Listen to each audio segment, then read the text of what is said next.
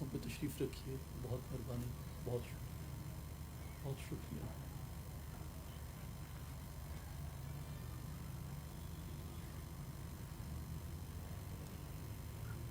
الحمد للہ وحدہ الصلاة والسلام علی من لا نبی بعدہ وعلی آلہ وصحبہ اجمعین. اللہ لا الہ الا هو الحی القیوم لا تأخذہ سنة ولا نوم له ما فی السماوات وما فی الارض من ذا الذی یشفع عنده الا بإذنہ يعلم ما بين أيديهم وما خلفهم ولا يحيطون بشيء من علمه إلا بما شاء وسع كرسيه السماوات والأرض ولا يؤوده حفظهما وهو العلي العظيم. إن الله وملائكته يصلون على النبي يا أيها الذين آمنوا صلوا عليه وسلموا تسليما. اللهم صل على سيدنا ومولانا محمد وعلى آل محمد واصحاب محمد وبارک وسلم. تمام احباب بآواز بلند پڑھیے الصلاۃ والسلام علیک یا سیدی یا رسول اللہ وعلى آلک واصحابک یا حبیب اللہ یا محبوب اللہ یا محمد الرسول اللہ صلی اللہ علیہ وآلک وبارک وسلم. ورفعنا لک ذکرک کا ہے سایہ تجھ پر، بول بالا ہے تیرا، ذکر ہے اونچا تیرا. مٹ گئے مٹتے ہیں مٹ جائیں گے اعداء تیرے، نہ مٹا ہے نہ مٹے گا کبھی چرچا تیرا. تو گھٹائے سے کسی کے نہ گھٹا ہے نہ گھٹے، جب بڑھائے تجھے اللہ تعالی تیرا. لوح بھی تو قلم بھی تو، تیرا وجود الکتاب. گنبد آبگینہ رنگ تیرے محیط میں حباب. شوکت سنجر و سلیم تیرے جلال کی نمود. فقر جنید و با یزید تیرا جمال بے نقاب. بے بسم اللہ اسم اللہ دا ایوی گہنا بھارا ہو. نال شفاعت سرور عالم چھٹ سی عالم سارا ہو. حدوں بے حد درود نبی تے جس دا ایڈ پسارا ہو. میں قربان تنہا تو یا حضرت باہو جنا ملیا نبی سہارا ہو. قابل احترام معزز و محترم بھائیوں، بزرگوں، ساتھیوں، السلام علیکم ورحمۃ اللہ وبرکاتہ. یہاں جمع ہونے کا مقصد نبی اکرم خاتم النبیین صلی اللہ علیہ وآلہ وسلم کی محبت میں اور حضور صلی اللہ علیہ وآلہ وسلم کے عشق میں کچھ پل گزارنا ہے، کچھ گھڑیاں بتانا ہے. اور میرے بھائیوں، وہ شعور جس میں محبت مصطفیٰ صلی اللہ علیہ وسلم نہیں رچی بسی، جو عشق مصطفیٰ صلی اللہ علیہ وآلہ وسلم سے خالی ہے، وہ سینہ، وہ عقل، وہ شعور ابھی یثرب کے درجے پہ ہے. وہ ابھی وباؤں کا گڑھ ہے، وہ ابھی آزمائشوں کی آماج گاہ ہے، وہ ابھی آفات کے اترنے کی جگہ ہے. لیکن جب اس سینے میں نبی پاک علیہ الصلوۃ والسلام کا عشق آ جاتا ہے، حضور کی محبت آ جاتی ہے، حضور کی کشش آ جاتی ہے، حضور کی طرف رغبت آ جاتی ہے، حضور صلی اللہ علیہ وآلہ وسلم کا پیار آ جاتا ہے، وہ سینہ مدینہ بن جاتا ہے۔ اولیاء کرام کی تعلیمات، اہل اللہ کی تعلیمات، پیران پیر محی الدین، قطب ربانی، شہباز لامکانی، غوث الاعظم عبد القادر الجیلانی رضی اللہ تعالیٰ عنہ کی تعلیمات، سلطان العارفین، برہان الواصلین، حضرت سخی سلطان باہو رحمت اللہ تعالیٰ علیہ کی تعلیمات، اور کل اولیاء و صالحین کی تعلیمات یہی ہیں کہ لوگوں آؤ، اگر سینے ابھی یسرب ہیں، اگر سینوں میں ابھی بیماریاں ہیں، اگر سینوں میں ابھی مرض ہیں، اگر سینوں میں ابھی شکوک اور شبہات ہیں، آؤ نبی پاک کی محبت کے میزبان بن جاؤ، اپنے سینوں کو مدینہ بنا لو۔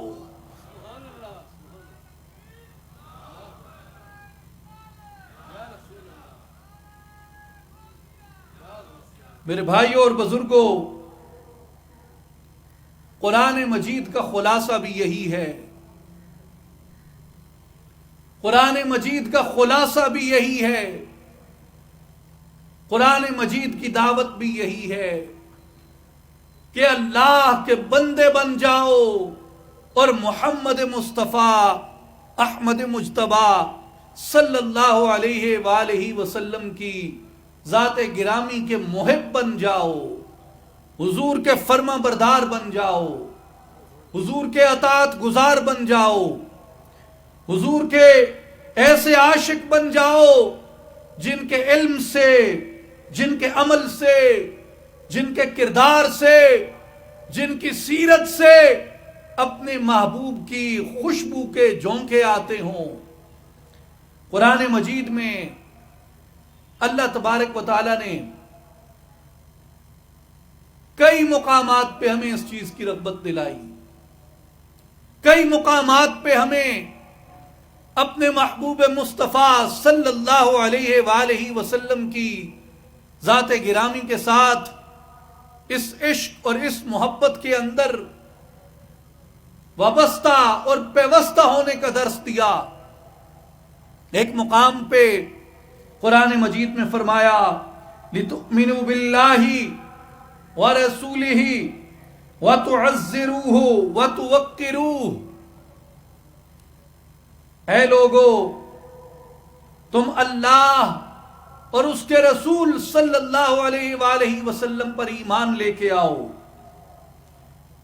وَتُعَزِّرُوهُ، اور دین میں ان کی مدد کرو، وَتُوَقِّرُوهُ،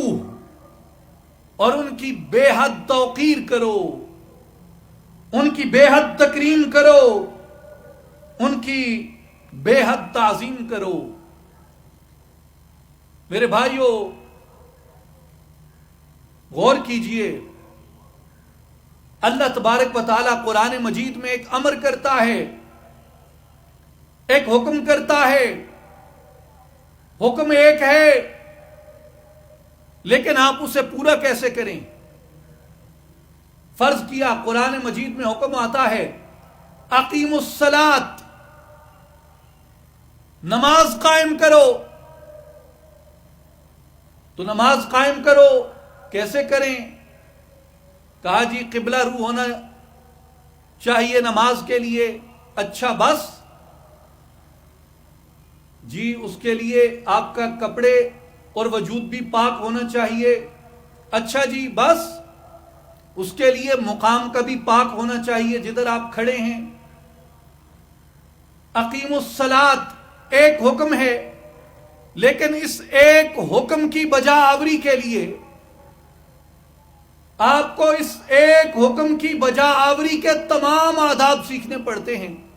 کیا آپ کو وضو کا پتہ ہو، وضو کے فرائض، وضو کی سنتیں، اس کے مستحبات، اس کے مکروہات معلوم ہو، کن چیزوں سے فاسد ہو جاتا ہے یہ معلوم ہو، طہارت کے بارے میں معلوم ہو، کپڑے کی، جسم علیہ الصلوۃ والسلام کا ادب کس طریقے سے بجا لایا جائے گا، تو اس کے لیے جس طرح حکم ایک تھا، حکم مختصر تھا، مگر اس کے اہتمام کے لیے آپ کو تمام کاوشیں کرنا پڑی کہ طہارت سیکھنی پڑی، غسل سیکھنا پڑا، وضو سیکھنا پڑا، لباس کے آداب سیکھنے پڑے، مقام کے آداب سیکھنے پڑے، سمت قبلہ معلوم کرنا پڑی، کلمات یاد رکھنے پڑے، اور کسی عالم با عمل کی صحبت میں جا کے بیٹھنا پڑا۔ میرے بھائیوں اور بزرگوں، اسی طرح جس وقت بندہ نبی پاک علیہ الصلوۃ والسلام کے ادب کے لیے، حضور کی تعظیم، تکریم اور توقیر کے لیے کمر بستہ ہوتا ہے، تو اس کو نبی پاک علیہ الصلوۃ والسلام کی توقیر سیکھنے کے لیے عرفاء فرماتے ہیں جیسے نماز سیکھنے کے لیے کسی نمازی کے ساتھ ہونا پڑتا ہے، اسی طرح نبی پاک کا ادب سیکھنے کے لیے حضور کے کسی مؤدب کی رفاقت اختیار کرو۔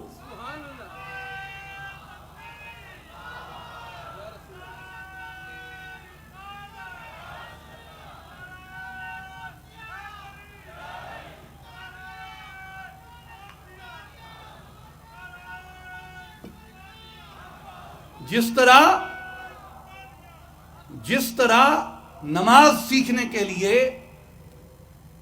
کسی صحیح نمازی کے ساتھ رہ کے نماز کے آداب اور طریقہ صحیح طریقے سے سیکھا جاتا ہے، اسی طرح نبی پاک علیہ الصلوۃ والسلام کے ادب کے لیے کسی ادب والے کے ساتھ رہنا پڑتا ہے، جس کے سینے میں نبی اکرم صلی اللہ علیہ وآلہ وسلم کی محبت بھی ہو، حضور کا عشق بھی ہو، اور وہ بارگاہ مصطفیٰ کے آداب کی بھی واقفیت رکھتا ہو۔ اس لیے پیران پیر سیدنا شیخ عبد القادر جیلانی رضی اللہ تعالی عنہ فرماتے ہیں کہ جب تک تو فلاح والوں کے ساتھ نہیں ہوتا، فلاح کو حاصل نہیں کر سکتا۔ تو میرے بھائیوں اور بزرگوں، جب تک انسان ادب والوں کے ساتھ نہیں بیٹھتا تب تک ادب کو سیکھ نہیں سکتا۔ تو ادب سیکھنے کے لیے، تعظیم اور توقیر سیکھنے کے لیے اس کو اہل ادب کی رفاقت، اہل ادب کی قربت، اہل ادب کی صحبت درکار ہوتی ہے، اہل ادب کی تربیت درکار ہوتی ہے۔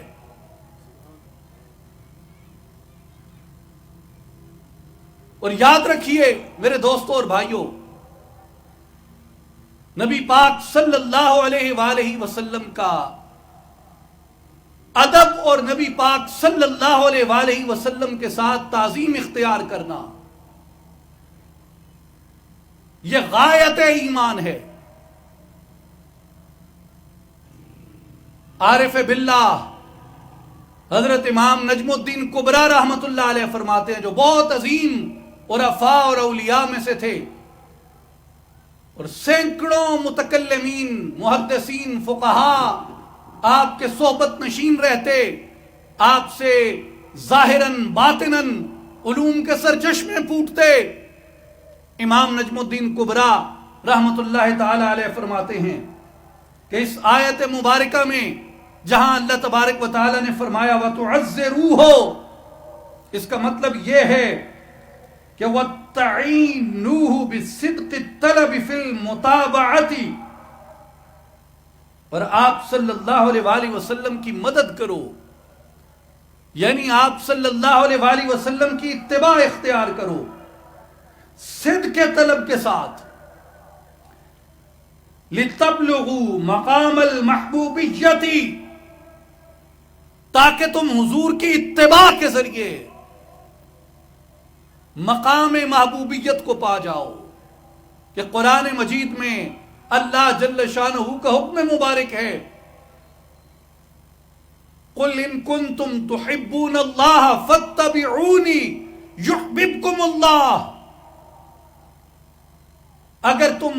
اللہ کی محبت کے خواستگار ہو تو فرمایا حبیب ان لوگوں کو کہہ دیجئے کہ میری اتباع کرو، تم اللہ کی محبت کو پالو گے۔ تو بندہ حضور کی اطاعت و اتباع کے ذریعے مقام محبوبیت کو پہنچ جاتا ہے. فرمایا وَتُوَقِّرُوهُ أَيْ تَعَظَّمُوهُ فَإِنَّ بِالتَّعَبُّدِ أَن يَصِلَ الْعَبْدُ إِلَى الْجَنَّةِ وَبِالتَّعْظِيمِ يَصِلُ إِلَى اللَّهِ. امام نجم الدین کبریٰ فرماتے ہیں کہ لوگوں، توقروہ کا مطلب یہ ہے کہ نبی پاک علیہ الصلوۃ والسلام کی تعظیم اختیار کرو، اس لیے کہ بے شک بندہ عبادت کے ذریعے جنت کو حاصل کر لیتا ہے. بندہ عبادت کے ذریعے جنت کو حاصل کر لیتا ہے، لیکن اگر عبادت کے ساتھ نبی پاک علیہ الصلوۃ والسلام کا ادب، نبی پاک علیہ الصلوۃ والسلام کی تعظیم سینے میں اتر جائے تو بندہ جنت سے بڑھ کے اپنے مولا تک پہنچ جاتا ہے. اگر حضور کا ادب نصیب ہو جائے تو بندہ جنت سے بڑھ کے اپنے مولا تک پہنچ جاتا ہے. اور حضور صلی اللہ علیہ وآلہ وسلم کا ادب از روئے قرآن دلوں کے تقوی کا باعث ہے.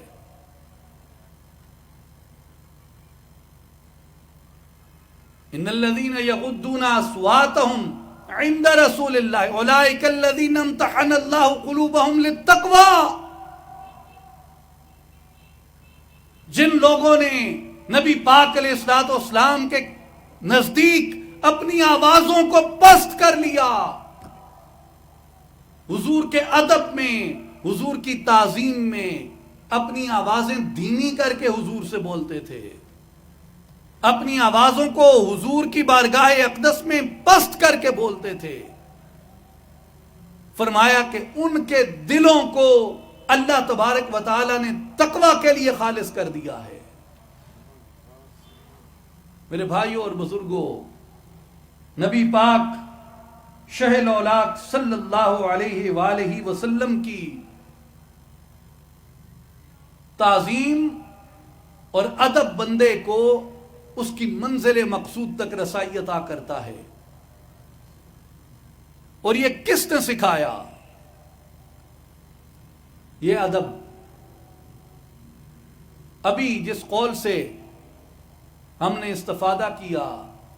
یہ ایک عارف باللہ کا قول ہے، اور عرفاء کا، اولیاء کا، صلحاء کا،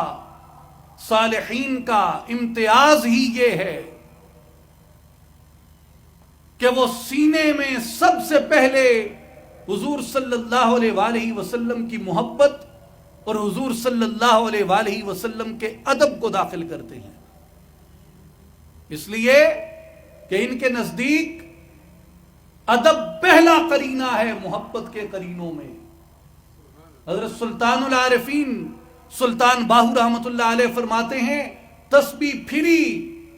تے دل نہ پھریا، کی لینا تسبیح پڑھ کے ہوں. اگر تسبیح پھرتی ہے لیکن دل نہیں پھرتا تو تو نے کیا تسبیح پھیری؟ من دا منکا، ایک اور مقام پہ آپ نے کہا ہے کہ من دا منکا ہے کہ نہ پھیریں، گین کریں پنجویاں ہوں. پنجویاں یعنی 5 20 100 ہو گئے. من دا منکا ایک نہ پھیرے، اندر سے تو ایک نہیں پھیرتا. گین کریں پنجویاں ہوں، ویسے تو بیٹھ کے 100 گنتا ہے، لیکن جب تک اندر کا منکا نہیں پھرتا تب تک بات نہیں بنتی. تسبیح پھری تے دل نہ پھریا، کی لینا تسبیح پڑھ کے ہوں. علم پڑھیا تے ادب نہ سکھیا، کی لینا علم نو پڑھ کے ہوں. اگر ڈھیر سا علم لے لیا، ڈگریوں کا انبار سر پہ لاد لیا، لیکن ادب نہیں سیکھا تو اس علم سے تو نے کیا نفع پایا؟ اس علم نے تجھے کیا منافع دیا؟ اس علم سے تجھے کیا منفعت حاصل ہوئی؟ اس لیے اولیاء فرماتے ہیں کہ اگر ڈھیر سا ادب پاس ہو تو تھوڑے علم سے بھی کام چل جائے شاید، لیکن اگر ادب سے دامن خالی ہو جائے تو بہت سا علم بندے کو متکبر بھی کر سکتا ہے. جس طرح ازل کے دن ایک شخص آدم علیہ السلام کے سامنے کھڑا ہو گیا، ایک جن آدم علیہ السلام کے سامنے کھڑا ہو گیا، اللہ کے امر کے سامنے متکبر ہو گیا. اس لیے میرے بھائیوں اور بزرگوں، عرفاء کی، اولیاء کی تعلیمات کے مطابق، اولیاء کی تربیت کے مطابق، اولیاء کی تلقین کے مطابق بندے پر لازم ہے کہ اپنے سینے میں محبت مصطفیٰ صلی اللہ علیہ وآلہ وسلم اور نبی اکرم صلی اللہ علیہ وآلہ وسلم کے ادب اور حضور صلی اللہ علیہ وآلہ وسلم کی تعظیم کو شامل کرے. اور یہ کون سکھاتے ہیں؟ جس طرح نماز کے لیے ایک اچھا نمازی آپ کو صحیح نماز سکھا سکتا ہے، جس نے کسی عالم باعمل سے سیکھی ہو، یا خود عالم باعمل آپ کو سکھا سکتا ہے جس نے نبی پاک علیہ السلام کی سنت سے نماز کو سیکھا ہو. اسی طرح نبی پاک علیہ السلام کا ادب اور نبی پاک علیہ السلام کی تعظیم کون سکھا سکتا ہے؟ جنہوں نے سینہ بسینہ اس روایت میں اس تربیت کو حاصل کیا ہو جو صحابہ کرام رضوان اللہ علیہم مجمعین کا شعار تھا، جو صحابیات رضوان اللہ علیہن اجمعین کا شعار تھا، جو اہل بیت اطہار کا شعار تھا، جو تابعین کا شعار تھا، جو تبع تابعین کا شعار تھا، جو ائمہ مجتہدین کا شعار تھا، جو اسلاف و اکابر کا شعار تھا. اور یاد رکھو دوستوں اور ساتھیوں، اسلام کے دامن میں اتنی وسعت ہے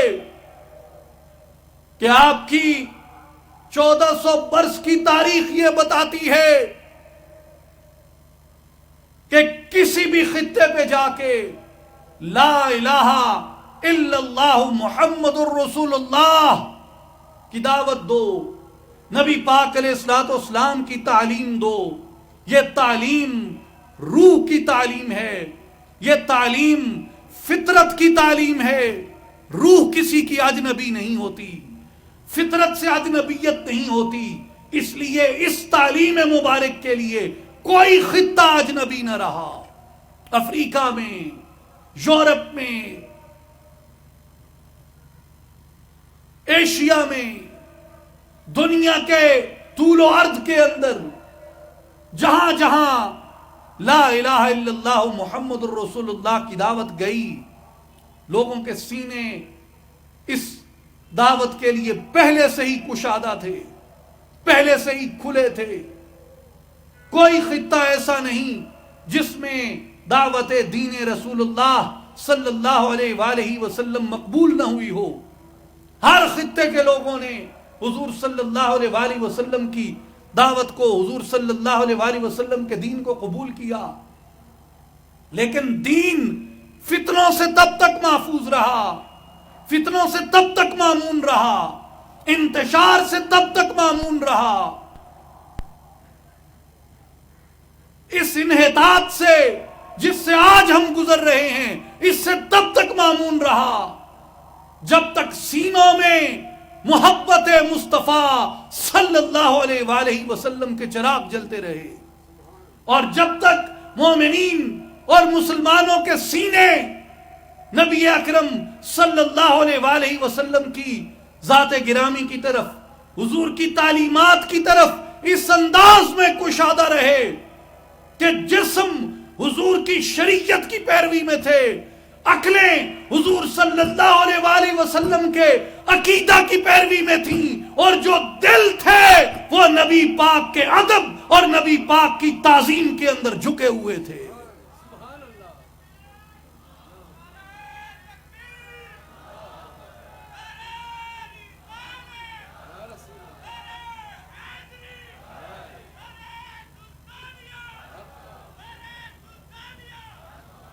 اس لیے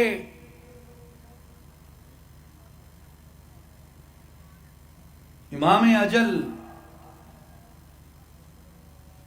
قاضی عیاض مالکی اندلسی رحمت اللہ تعالی علیہ، آپ شفا شریف میں فرماتے ہیں نبی پاک علیہ الصلوۃ والسلام کے ادب اور حضور کی تعظیم کا سبق سکھاتے ہوئے، اس کی تلقین کرتے ہوئے فرمایا وَاعْلَمْ أَنَّ حُرْمَةَ النَّبِيِّ صلی اللہ علیہ وآلہ وسلم بعد موته وتوقيره وتعظيمه لازم كما كان حال حياته۔ قاضی عیاض فرماتے ہیں کہ لوگوں جان لو، بے شک نبی پاک صلی اللہ علیہ وآلہ وسلم اگرچہ اس دنیا سے تشریف لے گئے، لیکن حضور کے انتقال فرمانے کے بعد بھی آپ کی تعظیم اور آپ کی توقیر مومنین پہ اسی طرح لازم ہے جس طرح کما کان حال حیات ہی، جس طرح حضور صلی اللہ علیہ وآلہ وسلم کی اپنی حیات مبارک میں تھی۔ حضور کا ادب اسی طرح لازم ہے جس طرح حضور صلی اللہ علیہ وآلہ وسلم کی حیات ظاہریہ میں تمہارے اوپر لازم تھا۔ وَذَلِكَ عِنْدَ ذِكْرِهِ وَذِكْرَ حَدِيثِهِ وَسُنَّتِهِ وَالسِّمَاعِ اسْمِهِ وَسِيرَتِهِ وَمُعَامَلَةِ آلِهِ وَعِطْرَتِهِ وَتَعْظِيمِ أَهْلِ بَيْتِهِ وَصَحَابَتِهِ، اور فرمایا کہ یہ عزت، یہ ادب، یہ تکریم آپ صلی اللہ علیہ وآلہ وسلم کے ذکر کے بارے میں بھی ضروری ہے، حضور صلی اللہ علیہ وآلہ وسلم کی حدیث کے بارے میں بھی ضروری ہے، حضور صلی اللہ علیہ وآلہ وسلم کی سنت مبارکہ کے بارے میں بھی ضروری ہے، اور حضور صلی اللہ علیہ وآلہ وسلم کی سیرت مبارکہ کے بارے میں بھی ضروری ہے۔ وَالسِّمَاعِ اسْمِهِ، حتیٰ کہ حضور کا اسم مبارک سنتے ہوئے بھی اس ادب اور تعظیم کو بجا لایا کرو کہ جب حضور کا ذکر پاک آئے، حضور کا اسم پاک آئے، تو حضور کا صلی اللہ علیہ وآلہ وسلم آپ کا اسم پاک آنے کی پہلی تعظیم و ادب کیا ہے کہ حضور کی ذات اقدس پہ درود پڑھا جائے، حضور کا ذکر مبارک ہو، جب حضور کا اسم پاک آئے، کوئی لے، اپنا لے، بیگانہ لے، کہیں پڑھیں، کہیں سنیں، تو حضور صلی اللہ علیہ وآلہ وسلم کے اسم پاک کی پہلی تعظیم یہ ہے کہ اس کے ساتھ صلی اللہ علیہ وآلہ وسلم کہا جائے، یا آپ اس کو کسی اور طرح آسانی و سہولت سے مختصر کہیں علیہ السلام، علیہ الصلاۃ والسلام، لیکن سلام پڑھا جائے آپ صلی اللہ علیہ وآلہ وسلم کی ذات اقدس پہ، اور اس کے بعد اپنی حرکات کو، اپنی سکنات کو مؤدب بنا لو، اپنے خیالات کو باادب کر لو، اپنے خیالات کو مؤدب بنا لو، اپنی نگاہوں کو مؤدب بنا لو۔ حضور کا ذکر آئے، نگاہیں، اصل تقاضا تو یہ ہے کہ عشق ایسا ہو کہ محبوب کا ذکر آئے تو آنکھیں پرنم ہو جائیں، لیکن اگر یوں نہ ہو، بعض دفعہ کیفیت نہیں ہوتی ایسی، تو جب محبوب کا ذکر آئے تو آنکھوں کو ادباً جھکا لو، حرکات میں، سکنات میں سکوت اختیار کر لو۔ حضور کا ذکر مبارک ہو تو حضور صلی اللہ علیہ وآلہ وسلم کے ذکر مبارک کے ساتھ اپنی سانسوں کو ایسے اختیار کے ساتھ جاری کرو کہ جس طرح آدمی بعض دفعہ ادب سے چلتا ہے، بعض دفعہ جوش سے چلتا ہے، اور بعض دفعہ متکبر ہو کے چلتا ہے، بعض دفعہ عجز اور ادب سے چل رہا ہوتا ہے، ایسے ہی سانسیں بھی جب چلتی ہیں تو آپ کبھی سانسوں کی کیفیات پہ بھی غور کریں۔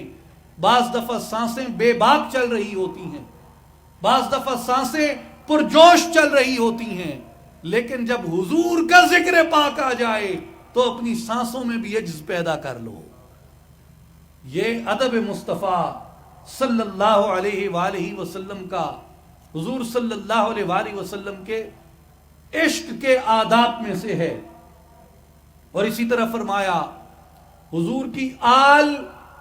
اور اطرت کے معاملے میں بھی، حضور کی آل اور اطرت کے معاملے میں تعظیم اختیار کرو، تجاوز نہ کرو۔ اور حضور صلی اللہ علیہ وآلہ وسلم کے اہل بیت اطہار اور حضور صلی اللہ علیہ وآلہ وسلم کے صحابہ کرام، ان کے معاملے میں بھی تم حضور صلی اللہ علیہ وآلہ وسلم کے ساتھ مؤدب رہو، مؤدب رہو، تعظیم اختیار کرو۔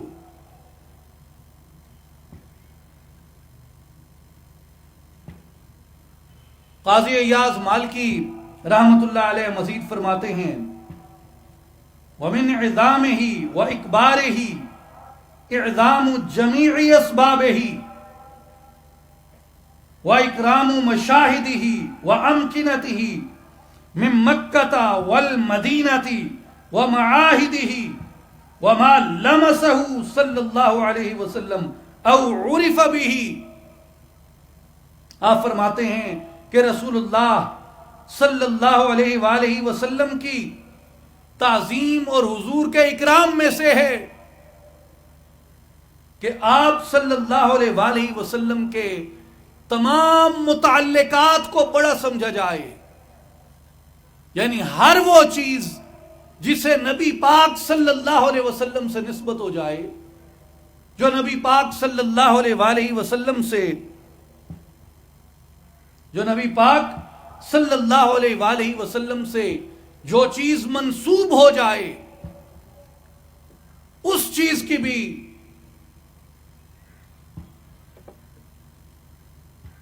جو چیز نبی پاک صلی اللہ علیہ وآلہ وسلم سے منسوب ہو جائے، اس چیز کا بھی ادب تمہارے اوپر لازم ہو جاتا ہے۔ اور اس میں وہ مثال دیتے ہوئے فرماتے ہیں کہ آپ کی محافل مقدسہ اور مکۃ المکرمہ اور مدینۃ المنورہ میں جائے سکونت اور دیگر مکانات منصوبہ، یعنی وہ مقامات یا مکانات جن کی نسبت آپ صلی اللہ علیہ وآلہ وسلم کی طرف ہو جائے، ان کی تعظیم بھی تمہارے اوپر لازم ہے۔ وما لمسہ، اور کوئی ایسی چیز جسے نبی پاک صلی اللہ علیہ وآلہ وسلم نے ایک بار چھوا ہو، جس چیز کو سرکار نے چھو لیا، اس کی تعظیم بھی تمہارے اوپر لازم ہے، جسے چھوا حضور نے۔ او عرف بہ، یا کوئی ایسی چیز جو آپ صلی اللہ علیہ وآلہ وسلم کے اسم مبارک سے منسوب ہونے کی وجہ سے یا حضور کی طرف مشہور ہو گئی ہو، اس چیز کی تعظیم اور ادب بھی تمہارے اوپر لازم ہے۔ اور میرے بھائی اور بزرگوں، قرآن میں غور کریں، قرآن مجید بھی آپ کو نبی پاک صلی اللہ علیہ وآلہ وسلم کی ایسی تعظیم اور توقیر بتاتا ہے کہ کوئی بھی چیز جو سرکار سے منسوب ہو گئی، جسے سرکار سے نسبت ہو گئی، اللہ کے نزدیک وہ اس وجہ سے محبوب ہے، اللہ کے نزدیک وہ اس وجہ سے مقبول ہو گئی کہ اسے اب میرے حبیب سے نسبت حاصل ہے۔ اس کی مثال قرآن مجید میں فرمایا لا اقسم بهذا البلد وانت حل بهذا البلد، اے حبیب صلی اللہ علیہ وسلم، ہم اس شہر کی قسم اس لیے اٹھاتے ہیں کیونکہ آپ اس شہر میں جلوہ فرما ہیں. امام قاضی عمر البیداوی الاشعری الشافعی رحمت اللہ علیہ، آپ اپنی تفسیر میں اس آیت مبارکہ کے بارے میں فرماتے ہیں: اقسم سبحانہ بالبلد الحرام وقیدہ بحلول الرسول علیہ السلام. قاضی بیضاوی رحمت اللہ علیہ فرماتے ہیں کہ اللہ تعالیٰ نے قسم فرمائی اس حرمت والے شہر کی، اور اپنی قسم کو مقید کیا اس بات کے ساتھ کہ اے حبیب، اس لیے کہ آپ اس شہر میں جلوہ فرما ہیں، ہم اس لیے اس شہر کی قسم اٹھاتے ہیں. لا اقسم بہذا البلد، ہم اس شہر کی قسم اٹھاتے ہیں. وانت حل بہذا البلد، اس لیے کہ آپ اس شہر میں جلوہ فرما ہیں. اور امام بیضاوی مزید کہتے ہیں: فیہ اظہارا لمزید فضلہ واشعارا بان شرف المکان بشرف اہلہ. اور اس میں نبی پاک صلی اللہ علیہ وآلہ وسلم کے فضل مزید کو ظاہر کرنا مقصود تھا، اور یہ آگاہ کرنا مقصود تھا کہ بے شک ہر مکان کو شرف اس مکان کے مکین سے ملتا ہے. تو لوگوں غور کرو، جس مقام پہ نبی پاک صلی اللہ علیہ وآلہ وسلم جلوہ فرما ہیں، اللہ اس مقام کی قسمیں اٹھاتا ہے. آج کی اس بابرکت محفل جو نبی پاک صلی اللہ علیہ وآلہ وسلم کے اسم مبارک سے منسوب ہے، زندہ دلان لاہور، شہر داتا کے باسیوں، کلندر لاہوری، علامہ اقبال کے شہر والوں، یاد رکھ لو، اگر جس مقام پہ سرکار جلوہ فرما ہے وہ مقام پاک ہو جاتا ہے، وہ مقام طیب ہو جاتا ہے، وہ برکت والا ہو جاتا ہے. جاؤ اپنے سینوں میں محمد مصطفیٰ علیہ السلام کا عشق بھر لو، حضور کے نام نامی سے سینوں کو روشن کر لو، اللہ تمہارے سینوں کو بھی برکت والا بنا دے گا، اللہ تمہارے سینوں کو نور والا بنا دے گا.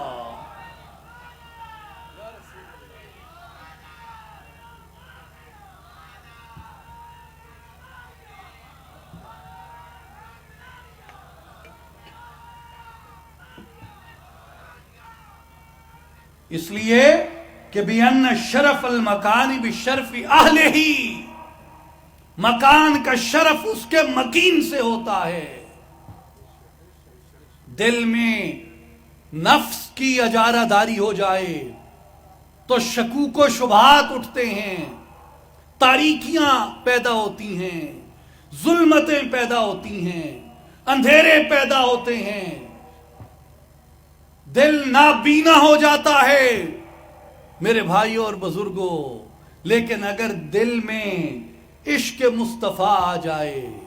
اگر دل میں ادب مصطفیٰ آ جائے، اگر دل میں سرکار کے اسم پاک کی محبت آ جائے تو دل نور سے بھر جاتا ہے، دل اجالوں سے بھر جاتا ہے، دل بینائیوں سے بھر جاتا ہے، دل انوار سے بھر جاتا ہے. اس لیے اہل محبت کے طریق کو اختیار کرو، اہل ادب کے راستے کو اختیار کرو، اہل معرفت کے راستے کو اختیار کرو، اہل تلقین کے راستے کو اختیار کرو. اس لیے اہل طریقت کے راستے کو اختیار کرو، کیونکہ وہ اہل عشق ہیں، کیونکہ وہ اہل محبت ہیں، کیونکہ وہ اہل تعظیم ہیں، کیونکہ وہ اہل تکریم ہیں، کیونکہ وہ اہل ادب ہیں. اور جو ادب کا راستہ ہے وہ محفوظ راستہ ہے، جو تعظیم کا راستہ ہے وہ مامون راستہ ہے. میرے بھائیوں اور بزرگوں، یہ صحابہ کا راستہ ہے، یہ صحابہ کرام کا راستہ ہے، یہ نبی پاک کے رفیقوں کا راستہ ہے، یہ نبی پاک علیہ السلام کے صحبت نشینوں کا راستہ ہے. ان کا راستہ، حضور کی تعظیم تو سرکار کی تعظیم تھی، اس کی تو بات ہی اور تھی. وہ تو ایک الگ عنوان ہے، ایک الگ دفتر ہے، ایک الگ تاریخ ہے، ایک الگ حقیقت ہے کہ صحابہ کرام رضوان اللہ علیہ مجمعین نبی پاک شاہ الاولاق صلی اللہ علیہ وآلہ وسلم کی بارگاہ اقدس میں کیسے حاضر ہوتے، کیسے معاملات کرتے، سرکار کو مخاطب کیسے کرتے، سرکار کو دیکھتے کیسے، چھوتے کیسے، پاس سے کیسے گزرتے.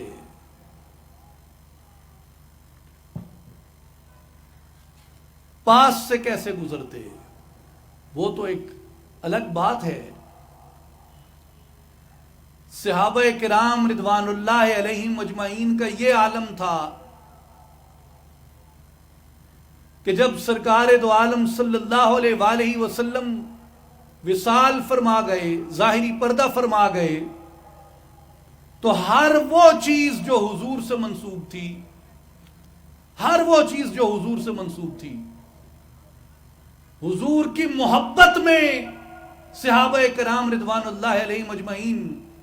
ان چیزوں سے محبت کرتے. جن راستوں سے سرکار گزرتے تھے، کام نہ بھی ہوتا تو صحابہ ان راستوں سے گزرتے. جن درختوں کے نیچے سرکار دو عالم صلی اللہ علیہ وسلم کبھی جلوہ فرما ہوتے، کہیں پڑاؤ فرمایا، اس درخت کی چھاؤں میں بیٹھے، صحابہ ان درختوں کو سوکھنے نہ دیتے، مشکیزیں بھر بھر کے لے جاتے پانی کے، اس لیے کہ یہ درخت سوکھ نہ جائے کہ اس کے سائے میں نبی پاک علیہ السلام جلوہ فرما ہوئے تھے. جن مقامات پہ کہیں جاتے ہوئے، کہیں سے آتے ہوئے، کسی مقام پہ آپ صلی اللہ علیہ وآلہ وسلم نے نماز ادا فرمائی، صحابہ کرام رضوان اللہ علیہ مجمعین ان راستوں سے گزرتے، انہیں گزرگاہ بناتے اور ان مقامات کی نشانیاں رکھتے، ادھر پڑاؤ کرتے، ادھر قیام کرتے، جدھر سرکار نے نماز پڑھی ہوتی اس مقام پہ کھڑے ہو کے نماز پڑھتے. اور کسی کے پاس سرکار کے ناخن تھے، کسی کے پاس بال تھے، کسی کے پاس پیالہ تھا، کسی کے پاس خط تھا، کسی کے پاس مہر تھی، کسی کے پاس تلوار تھی، کسی کے پاس جبہ تھا، کسی کے پاس امامہ شریف تھا. تو جس کے پاس جو ہوتا وہ اسے یوں سنبھال کے رکھتا، اسے یوں اپنے آپ کو وابستہ رکھتا کہ جیسے اس کی یہ کل کائنات ہی یہی ہے.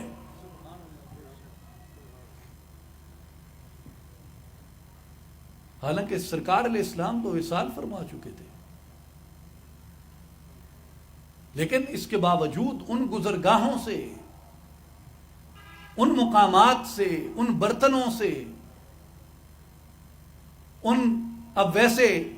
انسان کا جو قمیص ہے یا عرب میں جبہ پہنتے تھے، یہ کپڑے کا ٹکڑا ہے،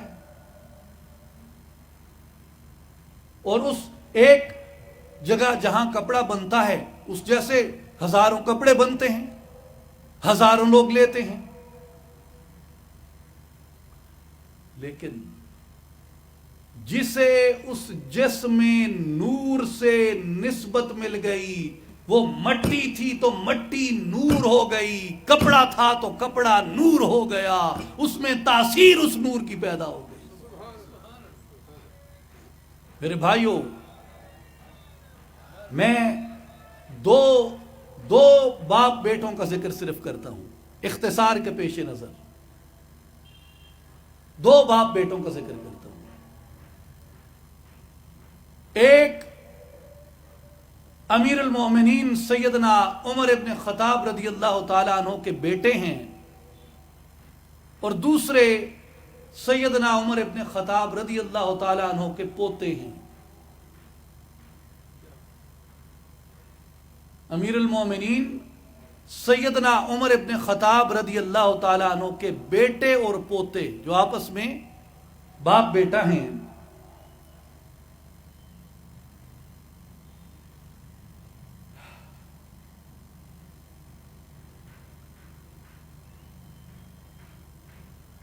امام بیہقی رحمۃ اللہ علیہ نے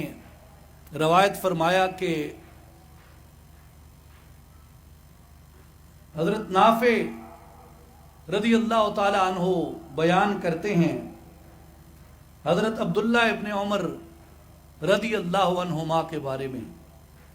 انہو کان یتبع آثار رسول اللہ صلی اللہ علیہ وآلہ وسلم کہ حضرت عبداللہ ابن عمر رضی اللہ عنہما کی یہ ترتیب تھی کہ نبی پاک صلی اللہ علیہ وآلہ وسلم کے آثار کو تلاش کرتے رہتے، اور جس مقام پہ نبی پاک صلی اللہ علیہ وسلم نے نماز ادا فرمائی ہوتی یا قیام کیا ہوتا، وَيُصَلِّي فِيهَا اس مقام پہ جاتے، ٹھہرتے اور وہاں نماز ادا کرتے. حَتَّى إِنَّ النَّبِيَّ صلی اللہ علیہ وآلہ وسلم نزل تحت شجرة فكان ابن عمر رضی اللہ عنہما يصب الماء تحتها حتى لا تيبس، حتیٰ کہ نبی پاک صلی اللہ علیہ وآلہ وسلم جس درخت کے نیچے ایک مرتبہ جلوہ فرما ہوئے، عبداللہ ابن عمر رضی اللہ عنہما اس درخت کی جڑوں کو پانی دیتے اہتمام کے ساتھ کہ یہ درخت سوکھ نہ جائے. اگر یہ درخت سوکھ گیا تو اسے سوکھا جان کے کوئی انجان آدمی، کوئی لکڑہارا کاٹ کے لے جائے گا، اور اگر اسے کاٹ کے لے گیا تو میرے نبی پاک علیہ الصلوۃ والسلام کی ایک یادگار جسے دیکھ کے مجھے نبی کی خوشبو آتی ہے کہ میری یاد وابستہ ہے اس کے ساتھ، وہ اسے کاٹ کے لے جائے گا. تو اسے کٹنے سے بچانے کے لیے، لکڑہارے سے بچانے کے لیے آپ ان کی جڑوں کو پانی دیتے رہتے، اس لیے کہ یہ درخت تر و تازہ رہیں، کہ یہ درخت تر و تازہ ہیں تو ان سے وابستہ ہماری وہ یاد بھی تر و تازہ ہے. وہ فارسی میں کسی نے کہا ہے کہ اندلی بانے چمن را عکس گلشن گلشن است، کہ جو چمن کے اندلیب ہوتے ہیں، باغ کی بلبلیں ہوتی ہیں، ان کو باغ کا عکس بھی باغ ہوتا ہے، کیونکہ باغ کے عکس کو بھی نسبت باغ سے ہے. تو باغ کا عکس دیکھا، سمجھو کہ باغ کو دیکھا. کہا کہ اس درخت کے نیچے ہمیں یاد ہے کہ نبی پاک نماز پڑھا کرتے تھے، نبی پاک بیٹھا کرتے تھے، ہم درخت کو دیکھتے ہیں، خوشبو وہی آتی ہے. اور آپ کے بیٹے عبداللہ ابن عمر رضی اللہ عنہما کے بیٹے سالم ابن عبداللہ ابن عمر رضی اللہ عنہم، ان کے بارے میں صحیح بخاری کتاب الصلاۃ میں موسیٰ ابن عقبہ روایت فرماتے ہیں کہ میں نے سالم بن عبداللہ کو دیکھا یتحرى اماکن من الطریق فیصلی فیہا، وہ راستوں میں جاتے ہوئے، راستوں میں سفر کرتے ہوئے، راستوں میں جگہوں کو تلاش کر رہے تھے تاکہ ان میں نماز پڑھیں. وَيُحَدِّثُ أَنَّ أَبَاهُ كَانَ يُصَلِّي فِيهَا، اور وہ حدیث بیان کر رہے تھے کہ ان کے والد ان جگہوں میں نماز پڑھتے تھے. وَأَنَّهُ رَأَى النَّبِيَّ صلی اللہ علیہ وآلہ وسلم يُصَلِّي فِي تِلْكَ الْأَمْكِنَةِ، کہ بے شک جن جگہوں پر انہوں نے حضور نبی اکرم صلی اللہ علیہ وآلہ وسلم کو نماز پڑھتے دیکھا تھا. یعنی سالم بن عبداللہ ابن عمر راستوں میں چلتے ہوئے ان جگہوں کو تلاش کرتے اور نماز پڑھتے، اور روایت کیا کر رہے تھے کہ ان جگہوں پہ میرے والد عبداللہ ابن عمر نماز پڑھتے، اور وہ یہ ہمیں بتاتے کہ بیٹا اس مقام پہ، اس مقام پہ، اس مقام پہ، اس مقام پہ، فلاں مقام پہ آپ کے اور میرے نبی تاجدار خاتم الانبیاء صلی اللہ علیہ وآلہ وسلم نے نمازیں ادا فرمائی تھی، اس لیے میں اس مقام پہ نماز ادا کر رہا ہوں. دیکھا کسے؟ والد کو دیکھا. سنا کس سے؟ والد سے سنا. اور اس سنت کو زندہ کرتے ہوئے نبی پاک صلی اللہ علیہ وآلہ وسلم کی ان یادگاروں پہ جاتے اور وہاں جا کے حضور کی خوشبو محسوس کرتے، جدھر سرکار نے نماز پڑھی ہوتی وہاں نماز ادا کرتے. آج جب میں احد پہ جاتا ہوں، جب میں غار حرا پہ جاتا ہوں، مکہ المکرمہ کے کسی مقام پہ جاتا ہوں، مدینہ منورہ کے کسی مقام پہ جاتا ہوں، بدر پہ جاتا ہوں، ارد گرد کے کنووں پہ جاتا ہوں، تو مجھے یہ مجھ سے مراد صرف یہ ڈھانچہ نہیں جو آپ کے سامنے کھڑا بول رہا ہے. اس مجھ میں ہم سب شامل ہیں. ہم سب اہل ایمان کی یہی کیفیت ہے کہ جیسے احد کو دیکھتے ہیں جھومنے لگ جاتے ہیں، ان پہاڑوں کو دیکھتے ہیں جھومنے لگ جاتے ہیں، احد کے میدان میں جاتے ہیں اشکبار ہو جاتے ہیں، بدر میں جاتے ہیں کیفیات عجیب ہو جاتی ہیں. کیا وجہ ہے؟ وجہ یہ ہے کہ ہمارے روح کو، ہماری روح کو، ہمارے دل کو اس حقیقت کا ادراک ہوتا ہے کہ جس کے نام پہ جیتے ہو، جس کے نام پہ موت چاہتے ہو کہ مرنے لگوں تو اللہ کی توحید زبان سے نکلے اور کملی والے کی رسالت زبان سے نکلے،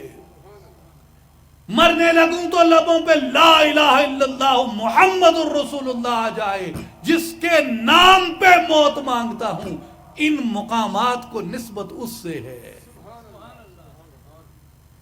تو روح خود بخود اس محبت سے سرشار ہو جاتی ہے، اس محبت میں بیدار ہو جاتی ہے. تو میرے بھائیوں، ہم آج 1400 برس بعد یہاں بیٹھ کے یہ بات کر رہے ہیں.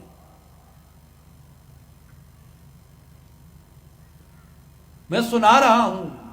آپ سن رہے ہیں، لیکن ہم اس کیفیت کو محسوس کرتے ہیں. اور وہ لوگ جو عمر ابن خطاب کے پوتے تھے، جو عمر ابن خطاب کے بیٹے تھے، اور جو ان جیسے دوسرے صحابہ تھے اور ان کی اولادیں تھیں، وہ کس کیفیت سے ان مقامات سے محبت رکھتے تھے، ان مقامات سے تبرک حاصل کرتے تھے. مجھے اس سے ایک نکتہ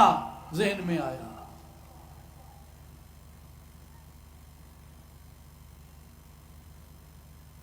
کہ سالم ابن عبداللہ ان مقامات کو کیوں ڈھونڈتے تھے؟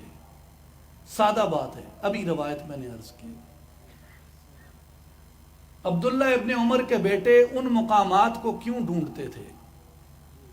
ایک وجہ تو یہ ہے کہ وہ نبی پاک صلی اللہ علیہ وآلہ وسلم کے ذات اقدس سے منسوب مقامات تھے، لیکن سالم بن عبداللہ نے نبی پاک صلی اللہ علیہ وسلم کو تو وہاں نماز پڑھتے نہیں دیکھا، وہ تو عبداللہ ابن عمر نے دیکھا تھا۔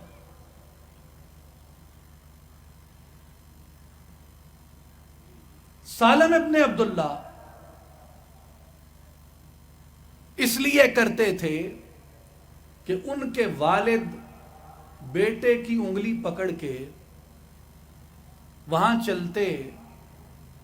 اور چل کر اپنے بیٹے کو دکھاتے کہ بیٹا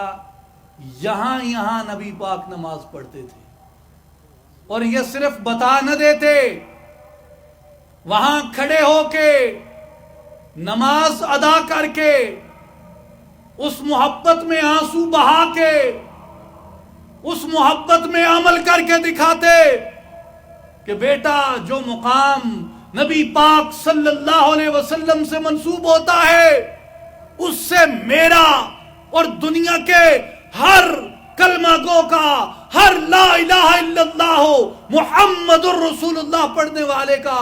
یہی تعلق استوار ہو جاتا ہے۔ تو اس لیے پہلے والد کا معمول تھا، والد سے بیٹے کا معمول بنا، جب بیٹے کی باری آئی تو بیٹے کے جتنے تلامذہ تھے، جتنے شاگرد تھے، جتنے بیٹے تھے،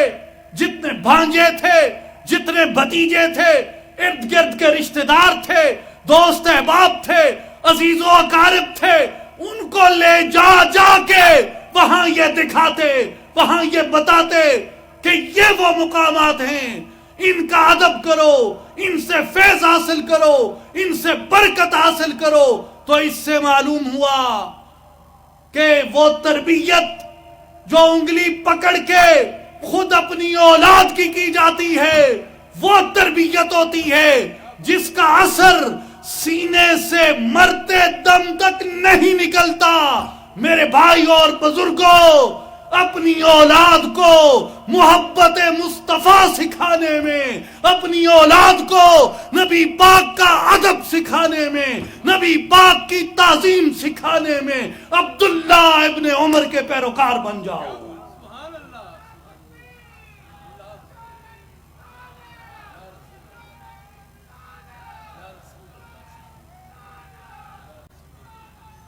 کیونکہ یہ وہ روحانی ورثہ ہے، یہ وہ روحانی ورثہ ہے جو سینہ بسینہ منتقل ہوتا ہے،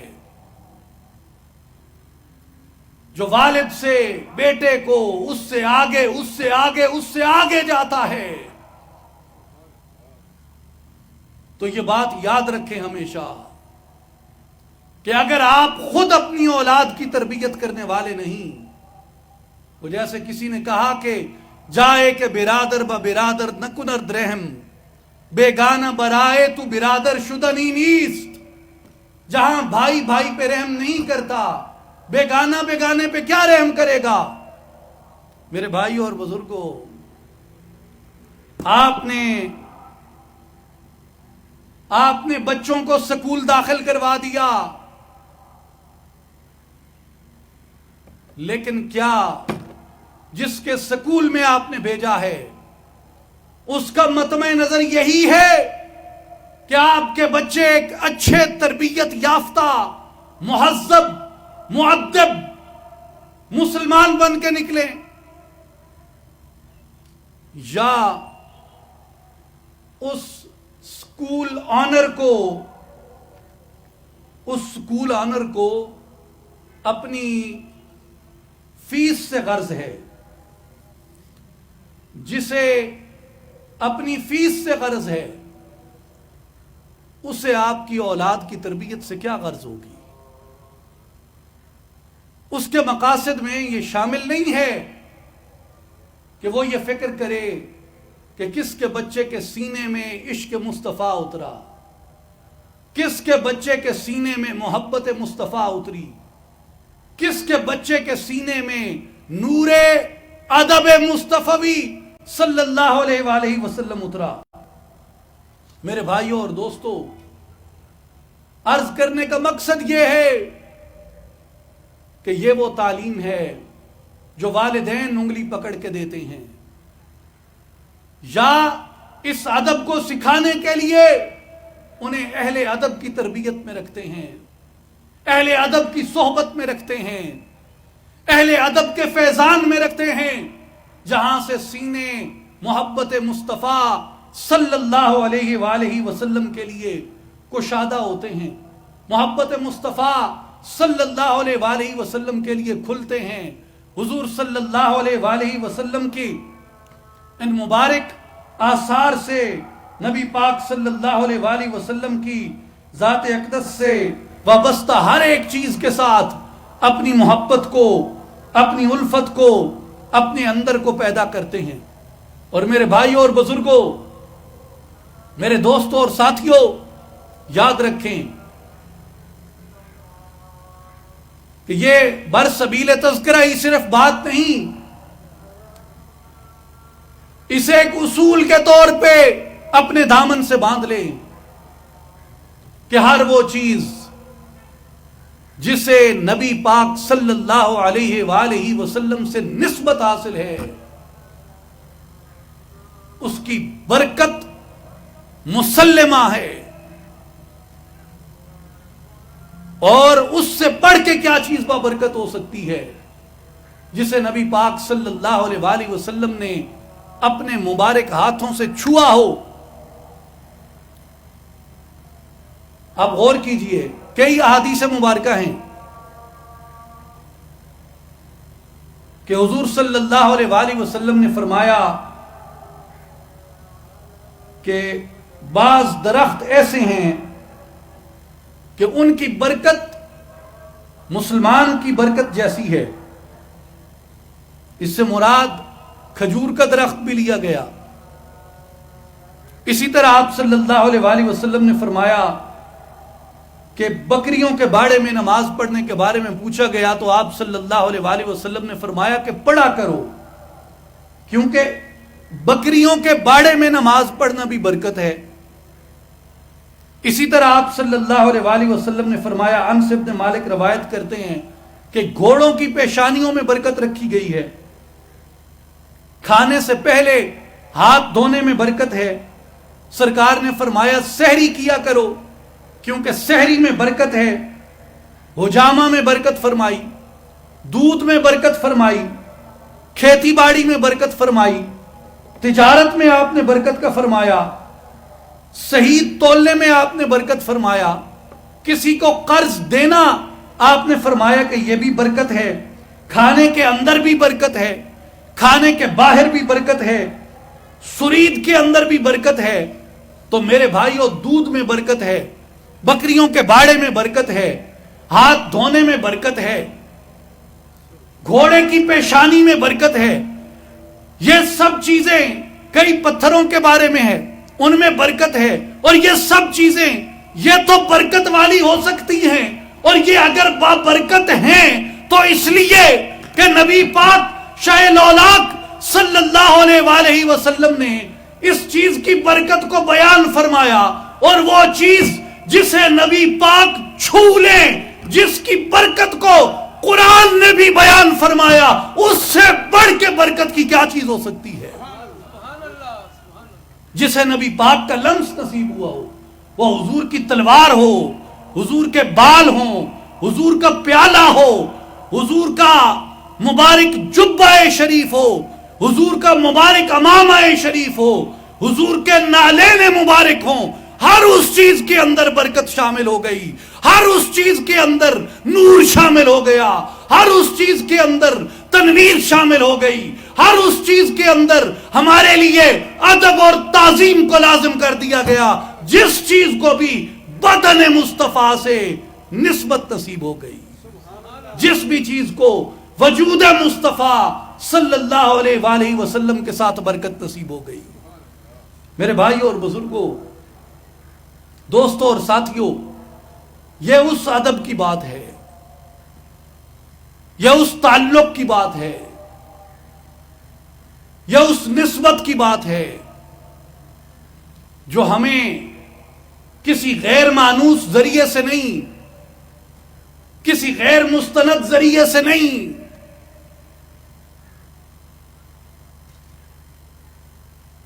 ہمیں کسی تاریخ کے بہت بڑے خلا کے بعد اچانک سے نہیں، بلکہ کتاب اللہ میں، احادیث صحیحہ میں، خود صحابہ کرام کی زندگیوں سے، ان کے بیٹوں سے، ان کے پوتوں سے، ان کے تلامذہ سے، ان کے شاگردوں سے یہ چیزیں تربیت میں اس امت کی آئیں۔ اور میرے بھائیوں اور بزرگوں، میں اپنے اس موضوع کو، گفتگو کو مختصر کرتے ہوئے اور آج کی اس تقریب کے دوسرے عنوان کی طرف جاتے ہوئے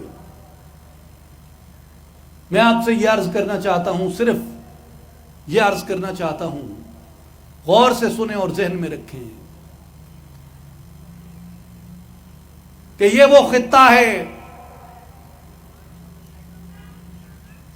جس خطے کی پہچان اور شناخت یہاں کے اہل اسلام اور اہل ایمان کی وہ ادب و محبت مصطفیٰ صلی اللہ علیہ وآلہ وسلم ہے۔ حضور کی تعظیم، حضور کی تکریم اور حضور صلی اللہ علیہ وآلہ وسلم سے وہ قلبی لگاؤ اور نسبت، وجہ کیا ہے؟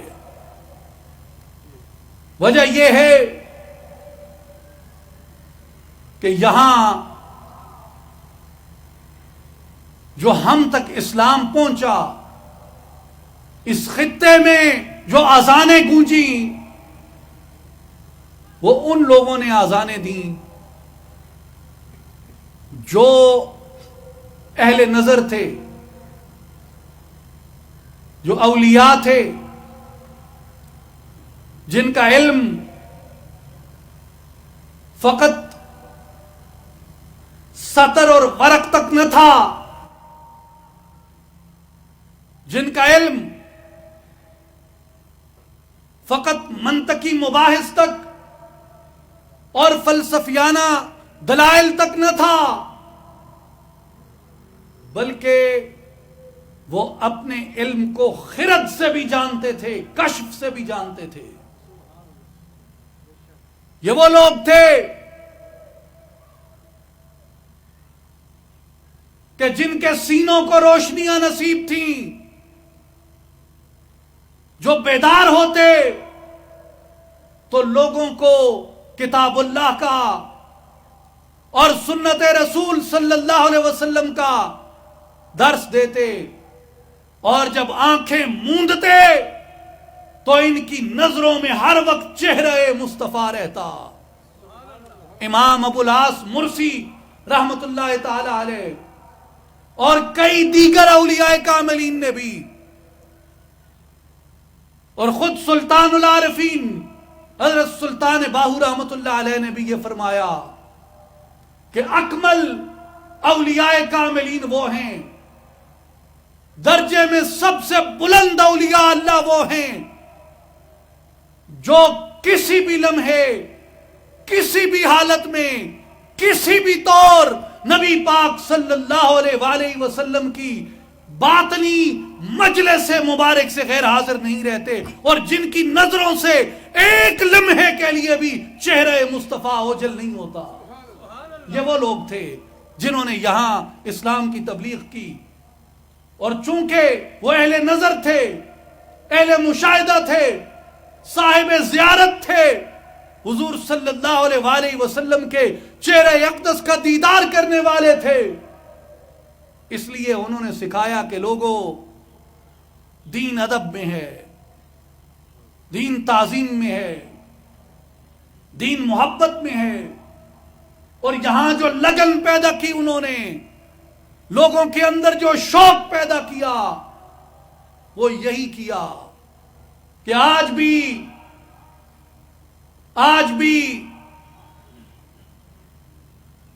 ہم اپنی جوانی میں اس سے غافل رہیں تو رہیں، لیکن جب شباب میں کسی کی آنکھ کھلے یا ذوف میں جا کے کسی کی آنکھ کھلے، وہ نبی پاک صلی اللہ علیہ وآلہ وسلم کی اس بشارت مبارک پہ ہونٹ دھرتا ہے، چومتا ہے، بوسے دیتا ہے اس بشارت کو، اور دعائیں کرتا ہے کہ جیسے نبی پاک علیہ السلام نے فرمایا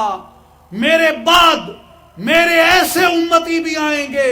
اور مجھے ان سے پیار ہے، ان سے محبت ہے کہ جو یہ چاہیں گے کہ میں اپنا سب کچھ بھی اگر مجھے دینا پڑے تو دے دوں، مگر ایک لمحے کے لیے اپنے نبی کے چہرے انور کا دیدار کر لوں۔ میرے بھائیوں اور بزرگوں، میرے دوستوں اور ساتھیوں، یہ اس تربیت کا ثمر تھا جو اس خطے میں اسلام کی ترویج ہوئی، اسلام پھیلا۔ اس لیے یہاں کے خطے کے باسیوں میں نبی پاک صلی اللہ علیہ وسلم کا ادب، نبی پاک صلی اللہ علیہ وآلہ وسلم کی ذات اقدس کی تعظیم اور حضور صلی اللہ علیہ وسلم سے وابستہ ہر ایک چیز کا ادب اور ہر ایک چیز کی تعظیم یہاں کے خطے کے باسیوں کا ترہ امتیاز ہے۔ اور یاد رکھیں، یہ کسی ضعف ایمان کا نتیجہ نہیں ہے، یہ کسی ایمان کی کمزوری کا نتیجہ نہیں ہے، یہ ایمان کی تقویت کا نتیجہ ہے، یہ مشاہدے کا نتیجہ ہے، یہ یقین کے درجہ کمال کا نتیجہ ہے۔ میرے بھائیوں اور بزرگوں، میرے دوستوں اور ساتھیوں، اس لیے کبھی بھی زندگی میں کسی بھی قیمت کے اوپر نبی پاک صلی اللہ علیہ وآلہ وسلم کی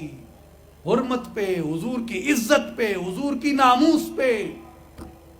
اس خطے کے لوگوں کا کردار اور اس خطے کے لوگوں کی جافشانی اور اس خطے کے لوگوں کی جانثاری وہ دنیا کی تمام اقوام کے مقابلے میں ممتاز رہی ہے اور نمایاں رہی ہے ہر محاذ پہ، اس لیے کہ اس خطے کے لوگ سرکار دو عالم صلی اللہ علیہ وآلہ وسلم کے اس نور مبارک سے محبت کرتے ہیں جو اولیاء نے اپنے اعلیٰ کردار کے ذریعے، اپنی اعلیٰ تربیت اور اخلاق کے ذریعے یہاں لوگوں کے سینوں کے اندر ڈالا تھا، جس کا ثمرہ یہ سرزمین پاکستان ہے، جو کہ محبت مصطفیٰ صلی اللہ علیہ وآلہ وسلم کے اندر ہم نے حاصل کیا۔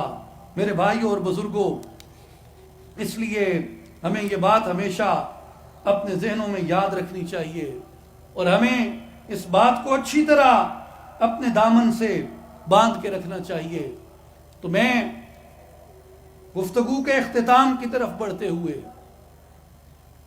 آپ کو بار دیگر یہ یاد دلانا چاہتا ہوں کہ سلطان العارفین برہان الواصلین حضرت سخی سلطان باہو رحمت اللہ تعالی علیہ کا پیغام نبی پاک صلی اللہ علیہ وسلم سے عشق کا پیغام ہے۔ نعرہ تکبیر، نعرہ رسالت، نعرہ خلافت، نعرہ حیدری، نعرہ غوثیہ، نعرہ سلطانیہ، میری جان جوانی، سانسوں کی روانی، میری پریم کہانی، نعرہ سلطانیہ، حضور جانشین سلطان الفقر حضرت سخی سلطان محمد علی صاحب، نعرہ سلطانیہ۔ تمام احباب شوق اور محبت سے تشریف رکھیں، تمام احباب اپنی نشستوں پہ بیٹھ جائیں، محفل اپنے اختتامی مراحل میں ہے اور ہماری خوش نصیبی اور خوش قسمتی ہے کہ مرشد ما، قائد ما، جانشین سلطان الفقر، وارث فقر حضرت سلطان العارفین، حضرت صاحبزادہ سلطان محمد علی صاحب مسند صدارت پہ جلوہ فرما ہیں، ہم آپ کی زیارت سے بھی فیض یاب ہو رہے ہیں، اور ہمارے درمیان آپ کی موجودگی رحمت کا، فیض کا، انوار کا ذریعہ ہے۔ میرے بھائی اور بزرگوں، یہ ہماری خوش قسمتی ہے کہ آپ کے ہمارے حضور مرشد کریم حضرت صاحبزادہ سلطان محمد علی صاحب کی رفاقت میں، صحبت میں الحمدللہ اس ملک کے طول و عرض میں لاکھوں نوجوان آپ کی تربیت، آپ کی صحبت، آپ کے فیض اور آپ کی تلقین کی بدولت محبت مصطفیٰ صلی اللہ علیہ وآلہ وسلم کے چراغ دلوں میں جلائے ہوئے ہیں، اور لاکھوں اہل صدق و طلب اللہ کے ذکر پاک سے اپنے سینوں کو روشن کیے ہوئے ہیں، اور آپ کے فیض اور تلقین سے لاکھوں اہل ایمان نوجوان اس اخلاق، روحانیت، اصلاح کی عملی تربیت حاصل کرتے ہیں جو صدیوں سے اولیاء کا، صالحین کا شیوا رہا ہے۔ یہ ہماری خوش قسمتی ہے کہ ہم آپ کی صدارت میں آج کی اس تقریب میں موجود ہیں۔ یہ گھڑیاں یقیناً ہمارے لیے مبارک ہیں اور سعید ہیں۔ میرے بھائیوں، یاد رکھیں کہ آج تو ہمارے سامنے بہت سہولتیں ہیں، لیکن یہ جو فیض کا سلسلہ مبارکہ ہے حضرت سلطان العارفین سلطان باہو رحمۃ اللہ علیہ سے حضرت پیران پیر محی الدین غوث الاعظم شیخ عبد القادر جیلانی رضی اللہ تعالی عنہ تک،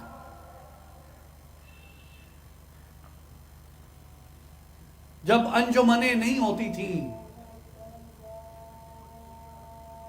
جب ادارے نہیں ہوتے تھے، جب اس طرح کی تنظیمات نہیں ہوتی تھیں،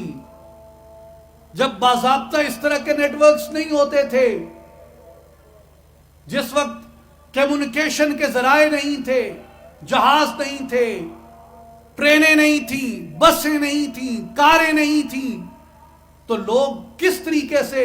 اس پیغام کی ترویج کرتے، کس طریقے سے اس تربیت کو سیکھتے؟ تو میرے بھائیوں اور بزرگوں، یہ جو بات ناچیز نے عرض کی کہ یہ محض ورق اور سطر کی بات نہیں ہوتی، یہ محض رٹ لینے، یاد کر لینے کی بات نہیں ہوتی، اس میں ایک جوہر وہ بھی ہے جسے علامہ اقبال کہتے ہیں، خرد کے پاس خبر کے سوا کچھ اور نہیں، تیرا علاج نظر کے سوا کچھ اور نہیں۔ اس میں مرد کامل کی نگاہ بھی شامل حال ہوتی ہے، اور جو اولیاء کا فیض ہے یہ نظر کا فیض ہوتا ہے، یہ نگاہ کا فیض ہوتا ہے، یہ توجہ کا فیض ہوتا ہے، یہ التفات کا فیض ہوتا ہے۔ جو آخری پیغام میں عرض کرنا چاہتا ہوں وہ یہ ہے کہ جس چیز پہ ہماری تربیت صدیوں سے اس خطے میں اولیاء اور صوفیاء نے کی، جس بنیاد پہ، اللہ کی توحید پہ، نبی اکرم صلی اللہ علیہ وآلہ وسلم کے عشق و محبت پہ، اعمال صالحہ پہ، صوم و صلاۃ کی پابندی پہ، نماز روزے کی ادائیگی پہ، اسلامی اقدار پہ، طہارت پہ، پاکی پہ، دینداری پہ، نیک نیتی پہ، اور بالخصوص اخلاق پہ اور اخلاص پہ، کہ لوگوں کو پیکر اخلاق بنایا، لوگوں کے دلوں میں نرمی پیدا کی، لوگوں کی زبانوں میں نرمی پیدا کی، کیونکہ ان کا فلسفہ ہی یہ تھا کہ جسے نبی پاک صلی اللہ علیہ وسلم نے فرمایا ان اللہ کتب کتابا قبل ان یخلق الخلق ان رحمتی سبقت غضبی، کہ نبی پاک صلی اللہ علیہ وسلم نے فرمایا کہ اللہ پاک نے مخلوق کو پیدا کرنے سے بھی پہلے یہ لکھ دیا کہ بے شک میری رحمت میرے غضب پہ غالب ہے۔ اولیاء کی تربیت رحمت کی تربیت ہے، اولیاء کی تربیت نرمی کی تربیت ہے، اولیاء کی تربیت اخلاق کی تربیت ہے، اولیاء کی تربیت تشدد درک کرنے کی تربیت ہے، اولیاء کی تربیت محبت کی تربیت ہے، اولیاء کی تربیت اخلاص کی تربیت ہے، اولیاء کی تربیت لوگوں کے ساتھ نرمی کا معاملہ اختیار کرنے کی تربیت ہے۔ اس لیے حضرت سلطان العارفین کہتے ہیں ایک دل خستہ رکھی راضی یا حضرت باہو لے عبادت وریاں ہوں، کہ ایک ٹوٹے ہوئے دل کو اگر تو راضی کر لے تو شاید ایک ٹوٹے ہوئے دل کو راضی کرنا تجھے 100 سال کی عبادت سے زیادہ نفع دے۔ اولیاء کی یہ تربیت تھی، اس لیے کہ یہ پیکر رحمت ہوتے تھے، یہ نبی پاک کی رحمت سے حصہ لیتے تھے۔ اصلاحی جماعت اور عالمی تنظیم العارفین کا بھی یہی پیغام ہے کہ لوگوں آؤ، نبی پاک کے عشق سے، نبی پاک کی محبت سے اپنے اعمال کو مزین کر لو، ایمان کو مزین کر لو اور اعمال صالحہ اختیار کرو، اور اپنے آپ کو اللہ کے حضور کھڑا رکھو، رکوع میں رکھو، سجدوں میں رکھو، اور احکامات شریعہ کو دل و جان سے پورا کرو، اور اپنے اخلاق کو نبی پاک صلی اللہ علیہ وسلم کے اخلاق کے اندر ڈالو، اپنی زبانوں کو نرم کر لو، اپنے اخلاق کو نرم کر لو، اپنے رویوں کو نرم کر لو، اور اس رحمت کے پیکر بن جاؤ۔ حق باہو کا پیغام کیا ہے؟ حق باہو کا پیغام رحمت کا پیغام ہے، حق باہو کا پیغام معاف کرنے کا پیغام ہے، حق باہو کا پیغام صلح و جوئی کا پیغام ہے، حق باہو کا پیغام سخاوت عام کرنے کا پیغام ہے۔ حق باہو کا پیغام کیا ہے؟ حق باہو کا پیغام نبی پاک علیہ السلام کے راستے پہ چلتے ہوئے دشمنوں سے بھی نرمی کا معاملہ کرنے کا پیغام ہے۔ حق باہو کا پیغام کیا ہے؟ گالیاں سن کے دعائیں دینے کا پیغام ہے۔ حق باہو کا پیغام کیا ہے؟ حق باہو کا پیغام پتھر کھا کے پھول برسانے کا پیغام ہے۔ حق باہو کا پیغام کیا ہے؟ دلوں کو توڑنے کا نہیں، دلوں کو جوڑنے کا پیغام ہے، معاشرے کو قریب کرنے کا پیغام ہے، دوریوں کو مٹانے کا پیغام ہے، نفرتوں کو ختم کرنے کا پیغام ہے، اور دلوں کو اللہ کے لیے خالص کر دینے کا پیغام ہے، اور سینوں کو مدینہ بنا دینے کا پیغام ہے۔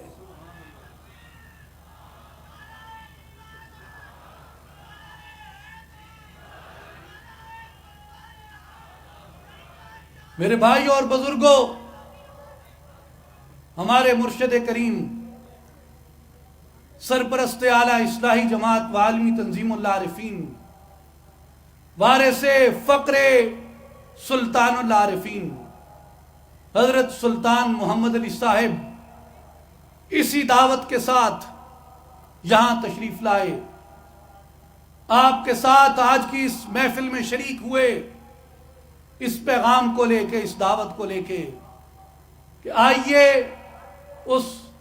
عشق سے، اس محبت سے اپنے معاشرے کو منور کر لیں، کیونکہ پہلے وہ ادب آئے گا، تعظیم آئے گی، محبت آئے گی، عشق آئے گا، پھر دلوں میں نرمی آئے گی۔ جب دل نرم ہوں گے اخلاق میں روشنی آئے گی، کردار میں نور آئے گا، لوگوں کی سیرتوں کے اندر وہ اجالے ہوں گے جن سے نفرتوں کے اندھیرے چھٹ جائیں گے، جن سے دوریوں کی ظلمتیں چھٹ جائیں گی، اور یہ وہ معاشرہ بنے گا جسے اولیاء نے استوار کیا تھا، جسے نبی پاک کی محبت کرنے والوں نے استوار کیا تھا۔ میرے بھائیوں اور بزرگوں، اسی پیغام کے ساتھ اصلاحی جماعت آپ تک آئی ہے، اسی پیغام کے ساتھ اصلاحی جماعت اس ملک کے طول و عرض میں، اس کے کونے کونے میں، اس کے گوشے گوشے میں جاتی ہے کہ لوگوں آؤ، اپنے سینوں کو مدینہ بنا لو، اپنے سینے میں کملی والے علیہ الصلوۃ والسلام کی محبتوں کے چراغ روشن کر لو۔ اسی سے ہمارا کردار بھی روشن ہے، اسی سے ملک الموت بھی ہم پہ رحیم ہو کے آئے گا، اسی سے ہماری قبر میں بھی اجالا ہوگا، اسی سے ہماری شفاعت بھی ہوگی، اسی سے ہماری بخشش بھی ہوگی۔ اللہ تعالی ہم سب کو اعمال صالحہ کی توفیق عطا فرمائے۔ ان اللہ وملائکتہ یصلون علی النبی یا ایھا الذین آمنوا صلوا علیہ وسلموا تسلیما۔ اللہم صل علی سیدنا و مولانا محمد وعلی آل محمد وبارک وسلم، وآخر دعوانا ان الحمد للہ رب العالمین۔